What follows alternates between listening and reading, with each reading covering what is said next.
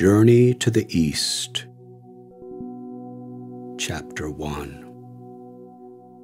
My best friend Danny and I crept down a creaking stairway into his cool, damp cellar. Suddenly an intuition flashed through my mind. I should not be here. My heart pounded. In the middle of the room, a barbell holding weights of 250 pounds was propped on steel hooks. My classmate bragged, "My father lifts this every day." I was 7 years old, small and skinny, with short black hair, brown eyes, and a dark complexion. Touching the cold weights, I felt tiny. Danny turned to me. "Richie, I'm going to show you a big secret."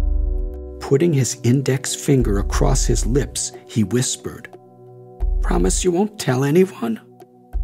He climbed up a shelf, reached high into a rafter, and came down with a brass key. Then, leading me to a wooden cabinet bigger than we were, he unlocked it and swung open the doors. He pointed to a stack of magazines. "Go ahead," Danny smiled. "Look at one." I did. It was filled with photos of naked women in amorous poses. My little body froze. Never before had I ever seen what was under a girl's clothing. It looked so strange and forbidden. "Neat, huh?" Danny asked. I nodded my head, unsure what to say. Flapping the magazine shut, I shoved it back into the cabinet. "Wait till you see what's in the drawer." He pulled it open, exposing 2 pistols and several hand grenades. "My father always keeps the guns loaded, and the grenades are real." He handed a grenade to me. "Here, hold it." Holding the cold, heavy metal, I shivered. "This is pretty neat," I mumbled, trying to hide my fear. I placed the weapon carefully back in the drawer. "Richie, wait till you see this." Danny pulled open 2 doors inside the cabinet, exposing a sort of altar. There, a framed photograph held a figure whose eyes stared ominously into mine. Horrified, I found myself face to face with Adolf Hitler. 2 armbands embroidered with Nazi swastikas had been draped ceremoniously on either side of the photo, and below hung a dagger with a shining swastika embossed in its handle. My heart sank. Hideous images flashed through my mind. I had often heard my elders speak about the recent slaughter of our relatives at the hands of the Nazis. My grandfather's family had never been heard from since 1941, when the Nazis occupied Lithuania, our ancestral home. Danny whispered, "This is a secret, but my parents hate you." A wave of heat rushed from my stomach to my throat. "Why? Why? What did I do?" "Because you're a Jew. They say you killed Jesus." "What?" I stood paralyzed. What was I hearing? It just didn't make sense. "My father says that even God hates you." The heavy footprints of his parents creaked through the ceiling above us. I didn't know if I should run, hide, or cry.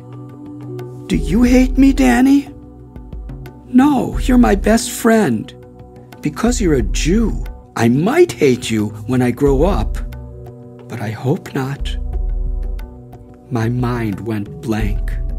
Locking the cabinet, Danny led me upstairs to the kitchen table where his mother was waiting, with 2 plates of vanilla cookies and 2 glasses of cold milk. She smiled tightly. A loud creak on the floor announced the entrance of Danny's father. a stocky man with a square jaw, graying crew cut, small piercing eyes, and a half smile that gave me the chills. I felt utterly vulnerable in his presence. Could the cookies be poisoned, I thought? But what could I do? I was afraid not to eat. "Eat, Richie, what's wrong?" his mother challenged. I struggled to hide my misery as I ate the cookies. With each bite, I prayed to God to protect me. Pale as a ghost, I walked home. At that age, I had little power to reason. I was simply hurt, and badly. My mother greeted me with a gentle smile. She was standing in the kitchen with an apron around her waist, rolling out dough across our circular dining table. "I'm making apple strudel for you, Richie, your favorite." "Mom," I asked, "does God hate me?" "No, of course not. God loves you." Her eyebrows tensed as she placed her rolling pin on the table. "Why do you ask this question?" I was afraid to tell her. "I don't know. I guess I'm just curious." To avoid any further questions, I ran upstairs to my bedroom. I believed my mother. I believed that God loved me. Lying in my bed, staring at the ceiling, I struggled to come to grasp the contradiction of love and hate, both connected to the same God. In the innocence of childhood, I secretly prayed in my thoughts or in a whisper. I'd mostly pray in bed until I fell asleep. When I prayed, I felt a sense of shelter and that someone was listening to me. I believed God heard me and was with me. Still, I had many questions about this divine being. Who is this being called God? I often wondered. Is he like an enormous cloud or a shadow nearly invisible? Or is he a friend who hears my every prayer, so real that I can almost touch him with my thoughts? My parents, Gerald and Idelle Slavin, were not particularly religious in a formal sense. Rather, they expressed their faith in God through their gratitude, generosity, kindness, and dedication to the family. They had grown up during the Depression, and ever since their childhoods had worked hard to support their families. While they wanted the best for their children, they were also careful not to spoil us, encouraging thankfulness for all we had and were given. In 1955, when I was 4, they had moved us from Chicago to the village of Sherwood Forest in Highland Park, Illinois, so they could raise my 2 brothers and me in an environment free from the pollution and dangers of the big city. Our tranquil neighborhood was set on flat terrain with abundant grass and trees.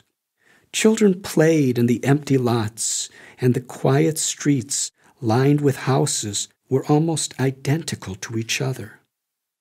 "Our little Richie is sweet, but so strange," my parents would often say. "Why is he like this?" I had odd habits. No one had any idea where they came from. Until I was 8 or 9 years old, I refused to sit in chairs while eating and preferred to sit on the floor, which my parents forbade. As a compromise, I was allowed to stand at the dinner table. Even in restaurants, it was a common occurrence for waitresses to ask if they could bring me a chair. "He doesn't believe in chairs," my mother would reply with a shrug of her shoulders. While my parents took great care with their appearance, always dressing neatly and well, my mother had to wash my new clothes again and again until they looked old before I agreed to wear them. When they bought me new shoes, I scraped them with rocks till they looked worn. Whenever my parents had a new car, I squeezed onto the floor of the back seat until the car wasn't new anymore. Having better things than others made me feel embarrassed. I idolized the poor and downtrodden. Once, my father took the family to dinner at the local country club. I disrupted everything by suddenly rushing from the table and out the door because I couldn't bear to be served by the busboy, who was a classmate of mine. When my grandpa Bill found me sitting alone in our car, I explained my feelings. "It's all right, little Richie," he said. "You did the right thing. I'm proud of you." My father's father, William Bill Slavin, left a deep impression on my life. His loving nature reflected the deep-rooted belief he had in his religion. I was fascinated to observe the quiet, unassuming way he tried to harmonize his old-world traditions with life in America. Often, I'd catch him praying softly to himself at family mealtimes as the rest of us went about eating all around him. When I reached the age to enter Hebrew school, my father could not afford to send me. Still, he strived to give me the best he could. When I turned 13, he approached Rabbi Lippis to ask for a simple bar mitzvah to bless me. The stately silver-haired rabbi readily tutored me in the basic prayers, free of charge. One day I asked him, "Rabbi, could you explain to me the meaning of these prayers?" Tears welled in his soft brown eyes, and he embraced me with an affection I will never forget. In his old-world Yiddish accent, his voice cracked with emotion. He told me, "Little Richie, I'm satisfied with your sincerity to understand the meaning of this ceremony. It is becoming rare. Rabbi, how should I pray?" A wide grin expanded across his square, slightly wrinkled face. I felt sheltered by his affection, something I believed every child needed. "In the Talmud," he said, "a book on Jewish law written by rabbis thousands of years ago, it is taught that it is better to pray to God for the strength to overcome temptations, difficulties, and doubts in order to do His will, rather than to pray for Him to do our will." On my 13th birthday, my older brother Marty gave me the debut record album of Peter, Paul, and Mary, the folk trio from Greenwich Village. Their songs protested war, prejudice, and social injustices. But it was the lyrics referring to God that most stirred my soul. Leaning back to listen, I would close my eyes, drawn like a magnet to every word. The album's opening song began, "Early in the morning, about the break of day, I asked the Lord to help me find my way." Again and again I listened, unaware that this simple prayer would guide the coming years of my life. In my quest for meaning, folk musicians like Pete Seeger and Bob Dylan spurred the rebellion erupting within me. But if folk music left me spellbound with meaningful lyrics, the blues struck my heart with raw emotion. The blues is all about feeling and yearning, pouring the grief of your heart into every note played or word sung, discovering relief and joy in that expression. listening to a blues singer cry for a lost love, I would cry along for my lost love, though I didn't know yet who this was. While I was introspective, shy, and often worried about the feelings of others, my older brother Marty had a sixth sense for how to rile people. Wild like a monkey, he was called Monk for short. In 1965, when I was 14, I entered Deerfield High School, where Monk had just graduated. Seeing me, some teachers gasped, "Oh no, another monk?" For my first day of school, I was labeled Little Monk. The name stuck, although the irony of it escaped me until many years later. As a freshman, I was promoted to the varsity wrestling team. I cannot say that I was highly skilled, but when I applied my mind to something, it was with intense absorption. The coach and teammates had great hope that in the coming years I could be a champion. At first, I loved the challenge. Scholarships were mine if I pursued them. But something strange was happening to me. I had begun to crave a purpose in life beyond wealth, prestige, and the fads of society. How could I be content in the idyllic land of Highland Park when I knew that African Americans were imprisoned like slaves in the ghettos just miles away? How could I be satisfied with a wrestling medal when my older friends were being forced into the horrors of the Vietnam War? Haunted by such questions, I, along with my friends, questioned the very fabric of the life we knew.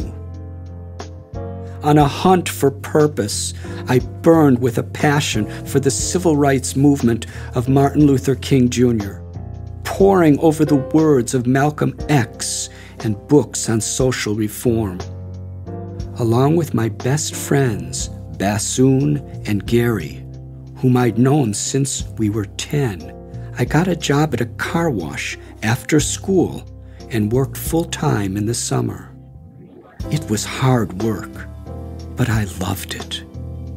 Here we found ourselves working to the backdrop of soul music among older African American men from the ghettos of the south side of Chicago, a world away from the security of Highland Park.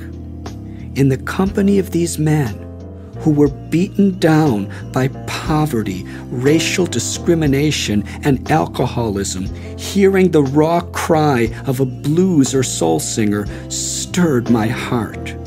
I was 15 years old and deeply troubled by unanswered questions.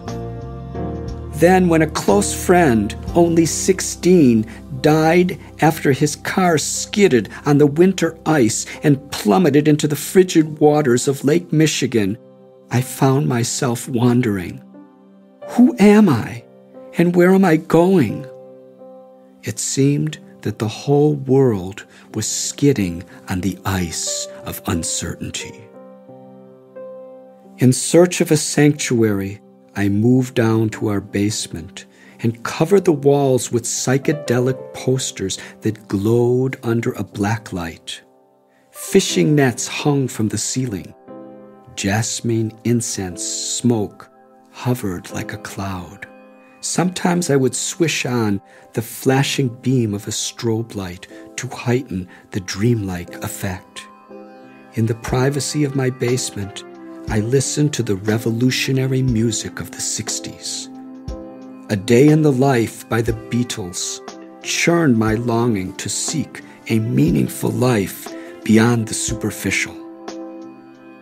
When I laid back, closed my eyes, and listened to George Harrison sing "Within You, Without You," I cried with the strings of his sitar for inner peace. Over and over again, I played Ray Charles' soulful rendition of Old Man River as I sat motionless and grieved for the plight of the downtrodden. When I listened to B.B. King, the mournful notes bursting from his guitar pierced my heart, and I wondered why sad songs made me feel so good. One late night, in the turmoil of questioning everything around me, I heard Johnny Rivers through my stereo headphones singing, "Look to your soul for the answer." I took a deep breath, looked up, and exclaimed, "Yes, that's it." Incited by the times, my closest friends and I threw ourselves into the spirit of the counterculture of the 1960s. As the minority in a school where conservatives, jocks, and cheerleaders predominated, we began to wear our hair long, to experiment with marijuana and LSD, and to generally rebel against the values of our parents' generation. But I was torn. I hated to disappoint anyone. I agonized over quitting the wrestling team and did not have the heart to let my coach and teammates down. The school expected me to help lead the team to championships. The coach once declared to the team, "When little Monk is determined to win, he's like a hungry tiger pacing the mat. He's champion material, but he seems to be getting distracted." Confused, I prayed for a way out. Soon after, in a prestigious tournament, I pulled my opponent down in the first 5 seconds of the match. The crowd roared, cheering me on, but I knelt as if paralyzed. My shoulder had been yanked out of its socket, and the bone ripped through the muscles of my chest. Pain stabbed through my body. At that moment, with the dislocation of my shoulder, my life was dislocated from a passion that had already died. Trembling in agony as hundreds in the gymnasium looked on in shock, I silently thanked God. I was free. What I did not have the courage to give up myself had been cast aside, I felt, by the power of destiny. Gary Liss, whose friendship would become a miracle in my life, was friendly, outgoing, and ever restless for the next adventure. Gary was a rebel who truly found himself when he found the counterculture. He and I had traveled to California together during the summer break of my junior year in high school. On the Sunset Strip and on Haight-Ashbury, we reveled in the freedom we found. In these havens for flowered children, we met many beautiful people, idealists like ourselves. As for the more outrageous characters we encountered there, people who seemed to value being destructive, rude, or just hedonistic, we steered clear. In 1969, I attended Miami-Dade College in Florida, along with my close friends from high school, Bassoon, Steve, and Gary. I, like so many in my generation, was young, wild, and hungry for adventure. But it was at this time I first noticed something taking precedent over everything else. A desire for spirituality that burned in my heart. It grew daily. Someone gave me a book entitled The World's Great Religions. I drank in every word and wanted to devour more and more.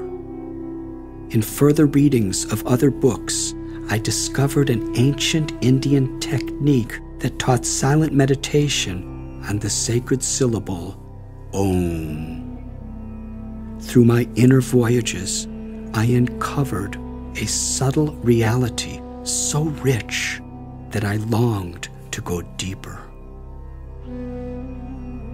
One morning I saw a poster on my college campus advertising a lecture on transcendental meditation.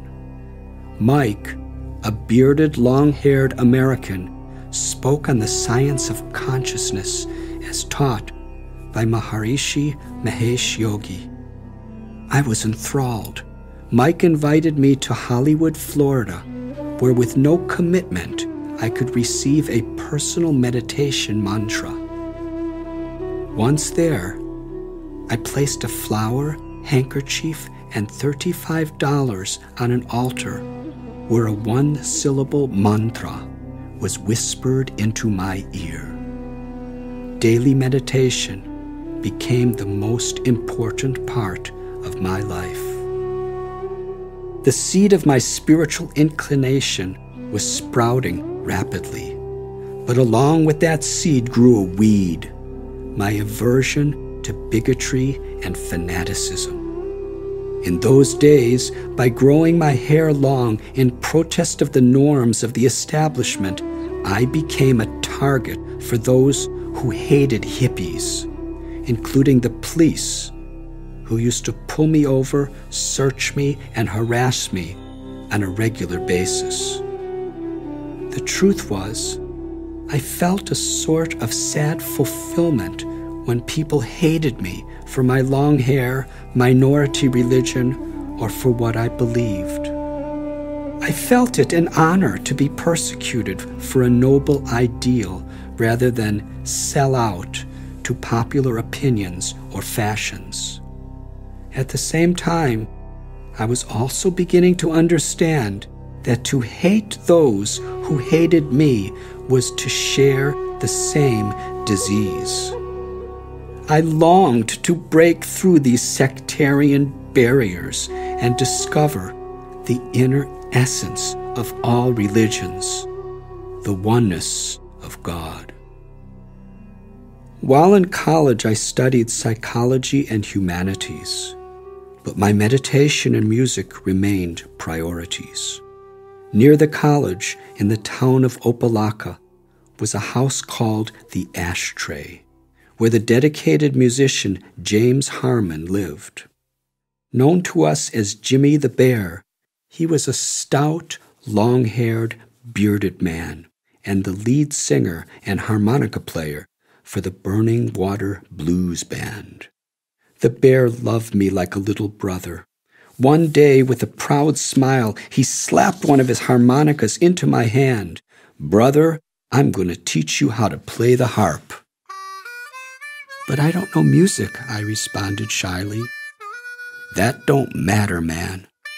Your heart's got deep feeling, and that's what the blues are all about." From that day on, my harmonica became my inseparable partner in life.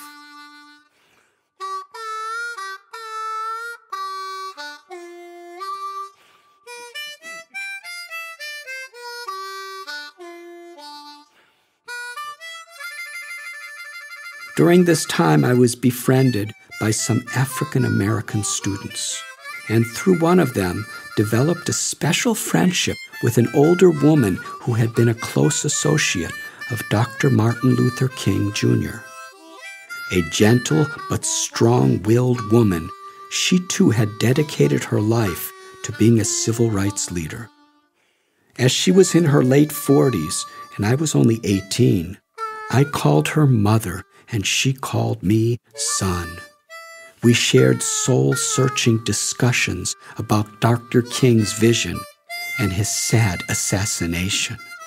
A devout Baptist, she was kind and gracious, yet fearlessly determined. At one point, she organized a civil rights march through a neighborhood of Miami and invited me to participate. Her face lit up with surprise when I actually showed up. A white boy in a black march in the Deep South. Proudly, she took me by the hand to walk beside her up front. Onlookers were appalled to see me there. White racists threatened and jeered as we passed. Some threw stones or bottles as the police looked the other way.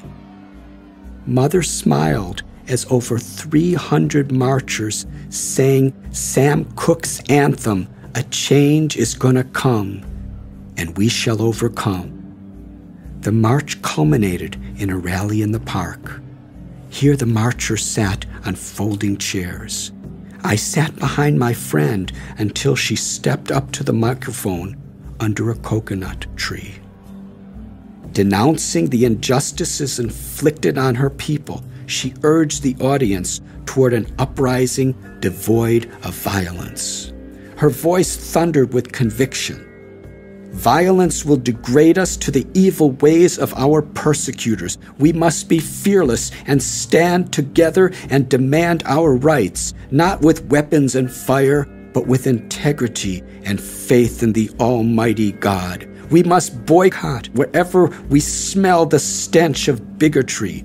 In the face of our oppressors, we must never cower from the truth. Tears filled her eyes, and her voice soared as she echoed her mentor. "This is America, the land of the free. We'll never give up until the chains of slavery are broken forever, and we can shout into the heavens, 'Free at last, free at last.'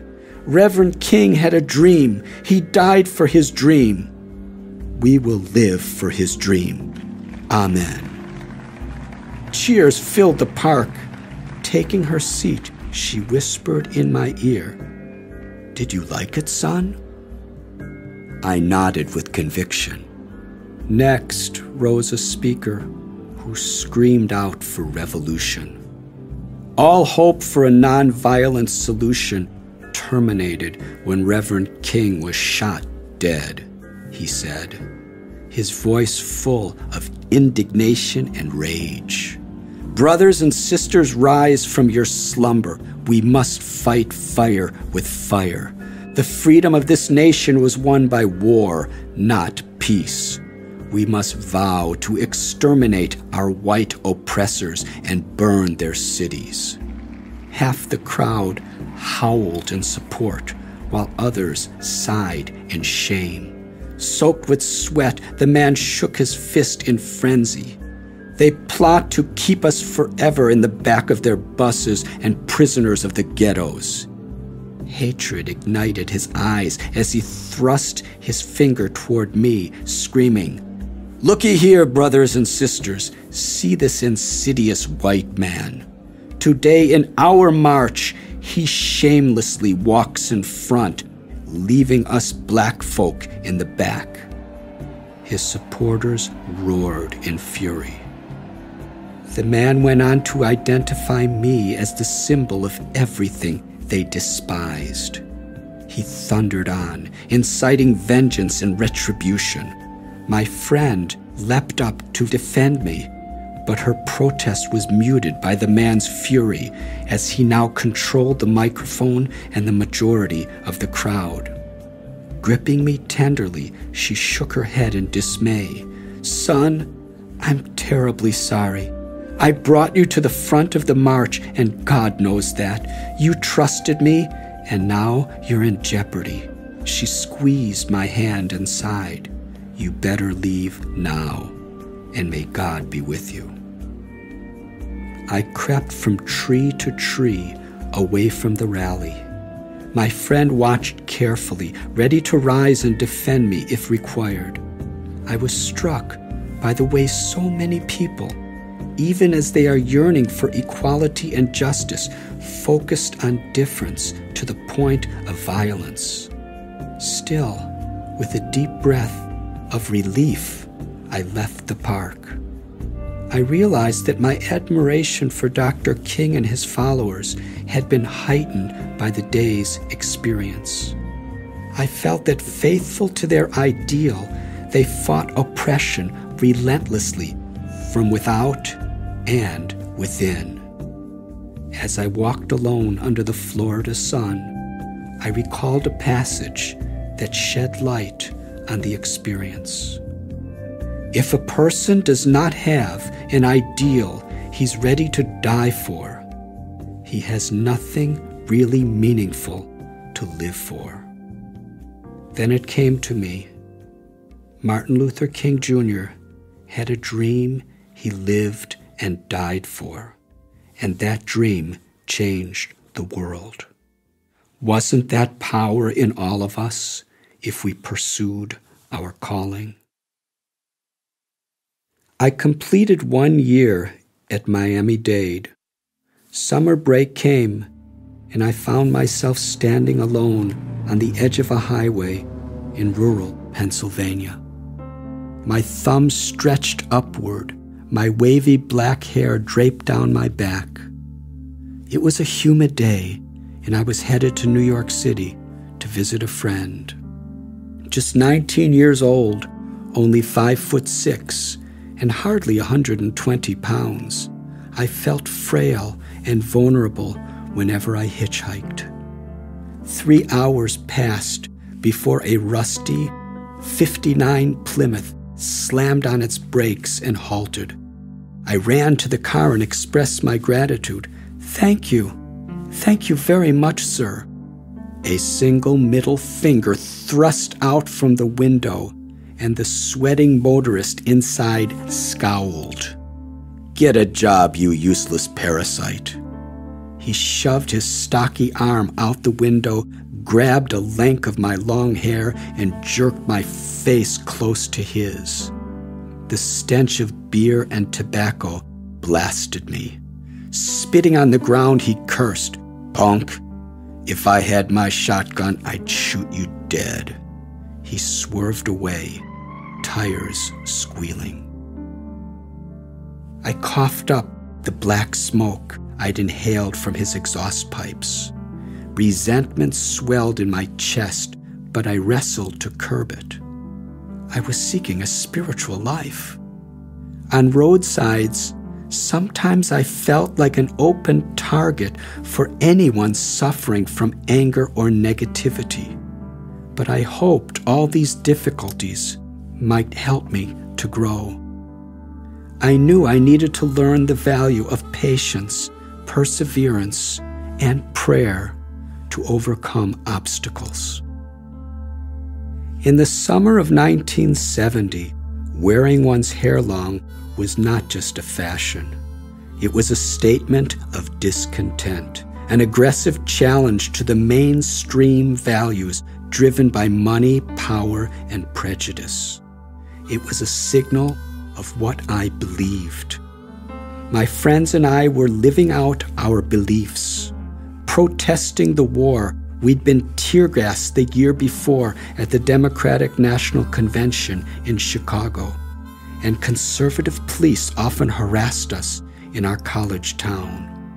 All this simply because we yearned for a meaningful life with ideals we could live and die for.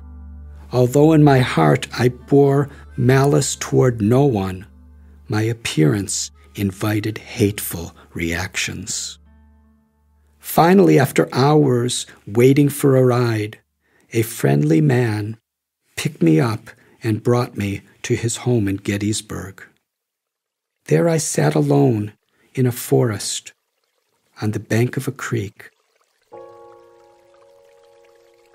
The song of the babbling stream soothed my heart.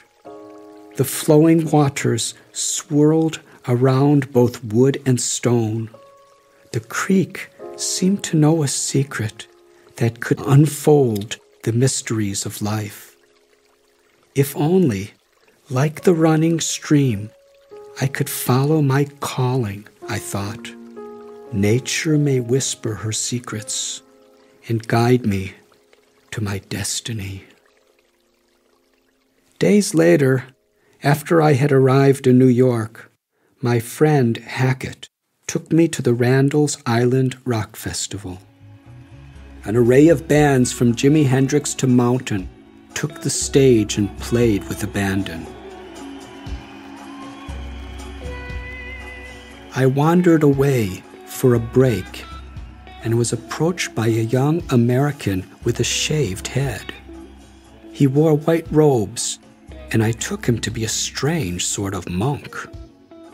With no explanation, he handed me a pamphlet and asked for a donation. I told him I had no money, and as we were talking, another man approached, a pusher wanting to sell me hashish.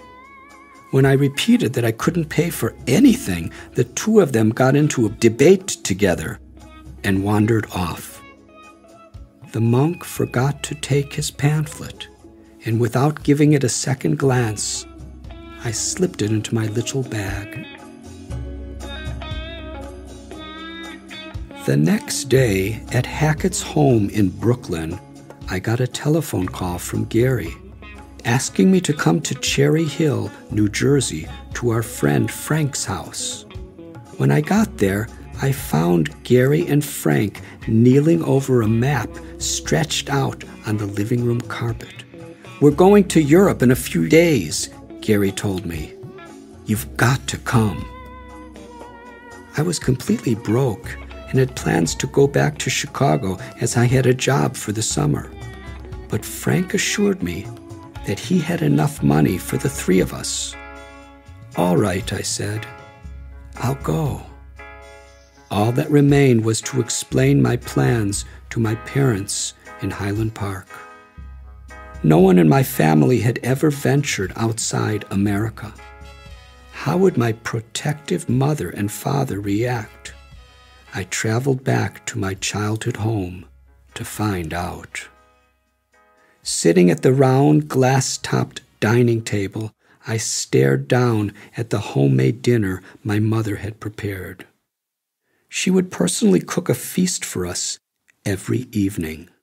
Neatly arranged on my plate was succulent lasagna, crispy Italian bread lavished with buttery garlic sauce, and buttered artichoke hearts.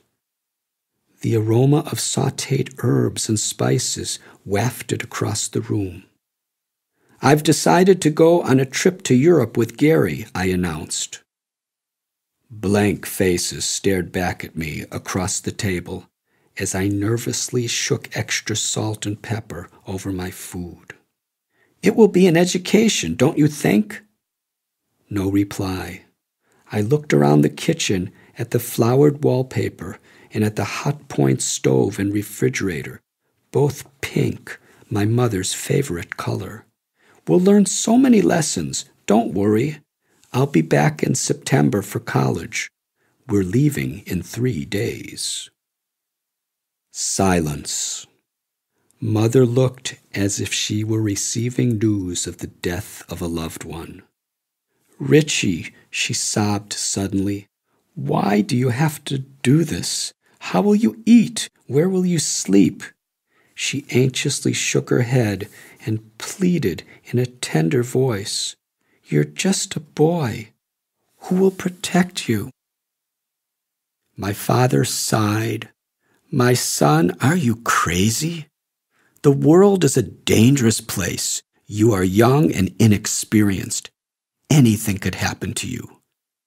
Exhaling deeply, he added, "I'd forbid you if I thought you'd listen, but you won't."